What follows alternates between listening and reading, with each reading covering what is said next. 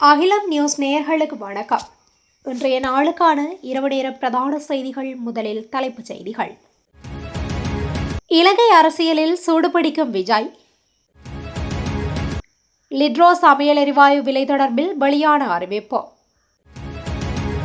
உடனடியாக நடைமுறைக்கு வரும் வகையில் உயர்த்தப்பட்ட வரி. பல்கலைக்கழகத்திற்கு விண்ணப்பித்த மாணவர்களுக்கான தகவல். லட்சக்கணக்கில் எகிரும் வாகனங்களின் விலை. யாழில் சொகுசு பேருந்து மோதி இளைஞர் பலி. அதிக விலையில் உர இறக்குமதி நிராகரிக்கும் செயலகம். வித்யா கொலை வழக்கில் 4 பேருக்கு உறுதியான மரண தண்டனை. தாயையும் மகனையும் பலியெடுத்த கோர விபத்து. போலீஸ் வெகுமதி நிதியில் மோசடி, கான்ஸ்டபிள் அதிரடி கைது. தொடர்வன விரிவான செய்திகள். தமிழக சட்டமன்ற தேர்தலில் வெற்றி பெற்றுள்ள திரை நட்சத்திரமும் தமிழக வெற்றி கழகத்தின் தலைவருமான ஜோசப் விஜய் நாளைய தினம் முதலமைச்சராக பொறுப்பேற்க உள்ளதாக அறிவிக்கப்பட்டுள்ளது. இந்த நிலையில் இலங்கை அரசியல் விஜயின் வெற்றி குறித்து பல்வேறு வாதங்கள் எழுந்துள்ளன. இலங்கை நாடாளுமன்றத்தில் பல உறுப்பினர்கள் விஜய்க்கு வாழ்த்து தெரிவித்துள்ள நிலையில் சிலர் அவரின் அரசியல் செயற்பாடு குறித்து சாடியுள்ளனர். இந்நிலையில் சமகால அனுரா அரசாங்கம் போன்ற பொய்யான வாக்குறுதிகளை வழங்கி விஜய் ஆட்சிக்கு வந்துள்ளதாக நாடாளுமன்ற உறுப்பினர் சாமர சம்பத் நகைச்சுவையாக நாடாளுமன்றத்தில் தெரிவித்துள்ளார். இலங்கைக்கு சொந்தமான கச்சைதீவை மீட்கப் போவதாக பொய்யான வாக்குறுதியை வழங்கி தமிழக மக்களின் வாக்குகளை பெற்றுள்ளதாக அவர் குறிப்பிட்டுள்ளார். இன்று நடைபெற்ற நாடாளுமன்ற அமர்வில் கலந்து கொண்டு கருத்து வெளியிடும் போதே சாமர சம்பத் இதனை தெரிவித்துள்ளார். நாளை அல்லது நாளை மறுதினம் விஜய் கச்சதீவையும் கொண்டு சென்று விடுவாரோ தெரியவில்லை. தற்போது விஜய் தமிழ்நாட்டின் முதலமைச்சராக தெரிவாகியுள்ளார். அந்த அம்மாவின் புண்ணியத்தில் பெற்றுக்கொண்ட கச்சதீவும் தற்போது இல்லாமல் போய்விடுமா என தெரியவில்லை என சாமர சம்பத் மேலும் தெரிவித்துள்ளார். மாதத்திற்கான லிட்ரோ சமையல் எரிவாயு விலையை திருத்தி அமைக்கப் போவதில்லை என்று லிட்ரோ எரிவாயு நிறுவனம் தெரிவித்துள்ளது.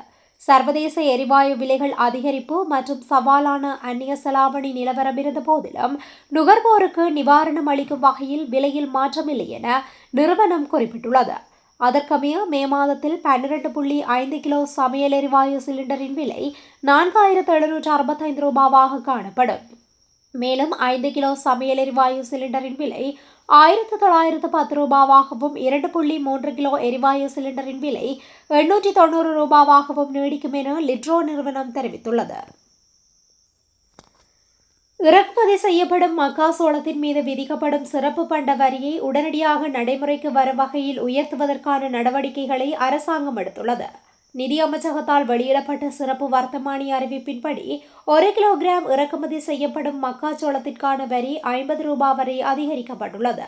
இந்த திருத்தப்பட்ட வரி விகிதம் மே 5, 2026 முதல் டிசம்பர் 31, 2026 வரை நடைமுறையில் இருக்கும் என்று நிதி அமைச்சகம் மேலும் தெரிவித்துள்ளது. மேலும் டிசம்பர் 31, 2025 அன்று வெளியிடப்பட்ட சிறப்பு வர்த்தமானி அறிவிப்பில் எண் 2469 கீழ் 12 கீழ் இருந்து முந்தைய வரி விகிதமும் இதனுடன் திருத்தப்பட்டுள்ளது.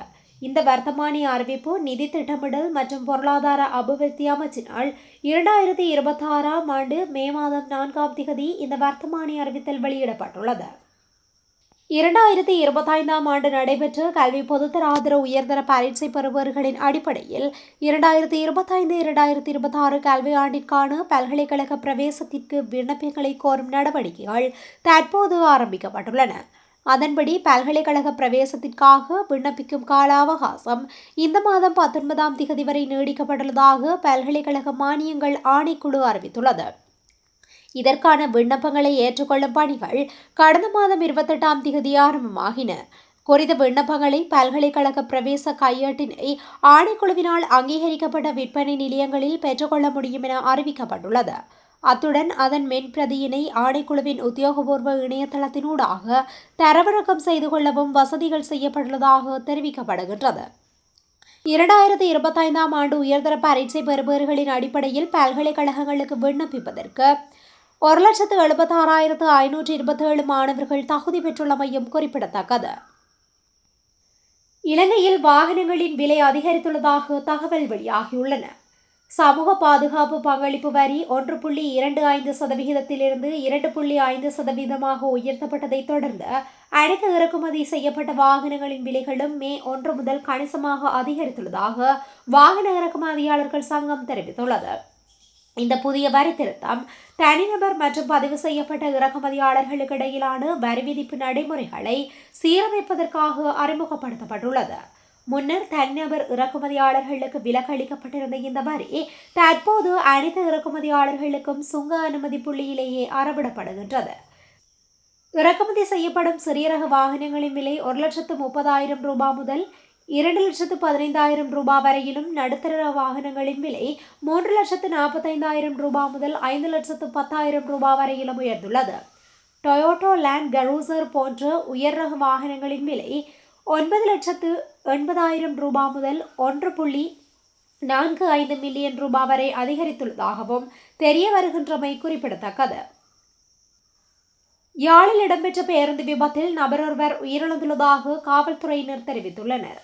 குறித்த சம்பவம் இன்று முற்பகல் யாழ் வேலணை புங்குடுதீவு மடத்துவழி பகுதியில் இடம்பெற்றதாக தெரிவிக்கப்பட்டுள்ளது. இவ்வாறு உயிரிழந்தவர் யாழ் 10ஆம் வட்டாரம் புங்குடுதீவை சேர்ந்த 21 வயதுடைய ஸ்ரீரமணன் நிதுசன் என அடையாளம் காணப்பட்டுள்ளார். சம்பவம் தொடர்பில் தெரிய வருகையில், தனியார் விடுதியொன்றுக்கு சொந்தமான சொகுசு பேருந்தொன்று மோட்டார் சைக்கிளில் சென்ற குறித்த நபரை மோதி தள்ளிவிட்டு சென்றுள்ளது. இதனாலேயே இந்த உயிரிழப்பு ஏற்பட்டுள்ளதாக காவல்துறை விசாரணையில் தெரிய வந்துள்ளது. மேலும் சம்பவம் தொடர்பான மேலதிக விசாரணைகளை ஊர்காவற்துறை காவல்துறையினர் முன்னெடுத்து வருகின்றனர். உர இறக்குமதிக்காக அரசாங்கம் மிக அதிகப்படியான விலையை செலுத்தியதாக வெளியான செய்திகளை தேசிய உர செயலகம் முற்றாக நிராகரித்துள்ளது. தேசிய உர செயலகம் வெளியிட்ட விசேட அறிக்கையில் இந்த விடயத்தை குறிப்பிட்டுள்ளது. மேலும் அந்த அறிக்கையில் கசகஸ்தானில் இருந்து ஜூரியா உரத்தை இறக்குமதி செய்ய கோரி சில நிறுவனங்களிடமிருந்து விண்ணப்பங்கள் பெறப்பட்டதும் அவற்றிற்கு உடனடியாக அனுமதி வழங்கப்பட்டது.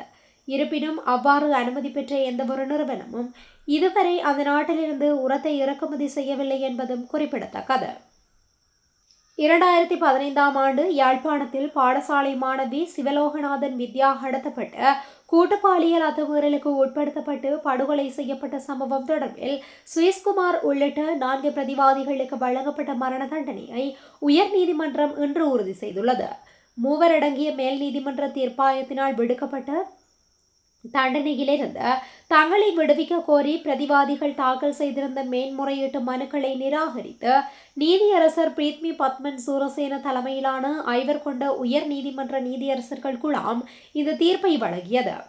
இருப்பினும் இந்த வழக்கில் தண்டனை விதிக்கப்பட்டிருந்த மேலும் 2 பிரதிவாதிகளின் தண்டனையை நீக்குவதற்கும் நீதிமன்றம் உத்தரவிட்டது. தீர்ப்பு அறிவிக்கப்பட்ட போது மரண தண்டனை விதிக்கப்பட்டிருந்த 3 ஜூம் தொழில்நுட்பம் ஊடாக நீதிமன்றத்தில் முன்னிலைப்படுத்தப்பட்டிருந்தனர். கடந்த 2015ஆம் ஆண்டு மே மாதம் யாழ்ப்பாணம் புங்குடுதீவு பகுதியில் பாடசாலை முடிந்து வீடு திரும்பிக் கொண்டிருந்த 18 வயது மாணவி சிவலோகநாதன் வித்யா என்பவர் கடத்தப்பட்டு கூட்டுப்பாலியல் அத்துமீறலுக்கு உட்படுத்தப்பட்டு கொலை செய்யப்பட்டார். 2017ஆம் ஆண்டு இந்த வழக்கை விசாரித்த யாழ் மேல் நீதிமன்றம் வழக்கின் 7 பிரதிவாதிகளை குற்றவாளிகளாக கண்டு அவர்களுக்கு மரண தண்டனை விதித்து தீர்ப்பளித்தது. அந்த தண்டனையிலிருந்து தங்களை விடுவிக்குமாறு கோரி பிரதிவாதிகள் உயர் நீதிமன்றத்தில் மேன்முறையீடு செய்திருந்தனர். இந்த மேன்முறையீட்டு விசாரணை நடைபெற்றுக் கொண்டிருந்த காலப்பகுதியில் பிரதிவாதிகளில் ஒருவர் உயிரிழந்துள்ளமையும் குறிப்பிடத்தக்கது. ரத்தினபுரி பெல்மதுல்ல வீதியில் பாரவூர்தி ஒன்றும் மற்றும் முச்சக்கர வண்டியும் மோதிக்கொண்டதில் தாயும் மகனும் உயிரிழந்துள்ளனர். உயிரிழந்தவர்கள் ஹாலியல பகுதியைச் சேர்ந்த 49 மற்றும் 28 வயதுடைய தாய் மற்றும் மகன் என தெரிய வந்துள்ளது. விபத்தில் படுகாயமடைந்த முச்சக்கர வண்டி ஓட்டுநர் தற்போது ரத்தினபுரி போதனா மருத்துவமனையின் தீவிர சிகிச்சை பிரிவில் சிகிச்சை பெற்று வருகின்றார். இந்த சம்பவம் தொடர்பாக பாரவூர்தி ஓட்டுநரையும் அவரது உதவியாளரையும் பெல்மதுல்ல போலீசார் கைது செய்துள்ளனர். போலீஸ் வெகுமதி நிதியிலிருந்து பணத்தை மோசடி செய்ததாக கூறப்படும் சம்பவம் தொடர்பாக போலீஸ் கான்ஸ்டபிள் ஒருவர் கைது செய்யப்பட்டுள்ளார். கல்கிசை தலைமையக போலீஸ் நிலையத்தின் கொடுப்பனவு பிரிவில் பணத்திற்கு பொறுப்பாக கடமையாற்றிய போலீஸ் கான்ஸ்டபிள் ஒருவரே இவ்வாறு கைது செய்யப்பட்டுள்ளார். இவர் போலீஸ் வெகுமதி நிதியிலிருந்து 35,40,415 ரூபாய் பணத்தை மோசடி செய்துள்ளதாக போலீசார் தெரிவித்தனர். சந்தேக நபருக்கு எதிராக பொது சொத்துக்கள் சட்டத்தின் கீழ் குற்றச்சாட்டுகள் சுமத்தப்பட்டுள்ளதாக போலீசார் மேலும் குறிப்பிட்டனர். போலீஸ் மா அதிபரின் அறிவுறுத்தலின் பேரில் இந்த சம்பவம் தொடர்பான மேலதிக விசாரணைகளை மேற்கொண்டு வருகின்றனர். இத்துடன் இன்றைய நாளுக்கான இரவு நேர பிரதான செய்திகள் நிறைவடைகின்றன. தொடர்ந்து இதுபோன்ற செய்திகளை உடனுக்குடன் அறிந்து கொள்ள அகிலம் நியூஸுடன் இணைந்திருங்கள். நன்றி, வணக்கம்.